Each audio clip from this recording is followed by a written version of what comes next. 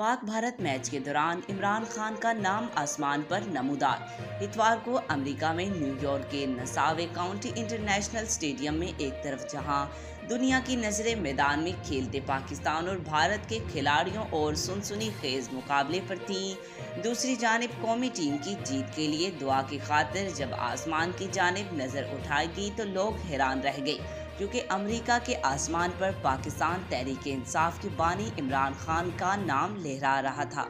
Toss हुई तो बारिश के बायस पहला ओवर मुकम्मल होते ही मैच रोक दिया गया, जो 9 बजे दोबारा शुरू हुआ, जिसके बाद लोग दुआ करने लगे कि मैच बिला तातील जारी रहे। सनसनीखेज मैच जारी रहा और शौकीन महव हो गए। इस दौरान अचानक एक जहाज उतरता हुआ ग्राउंड के ऊपर से गुजरा और लोग देखकर हैरान रह गए कि इसके पीछे इमरान खान को रिहा करो का बैनर लहरा रहा था। सोशल मीडिया पर वीडियो वायरल हुई तो इमरान खान के हामियों ने खूब खुशी का इजहार किया। आज तक के लिए इतना ही। मजीद ऐसी मालूमाती वीडियो देखने के लिए हमारे चैनल को सब्सक्राइब करें।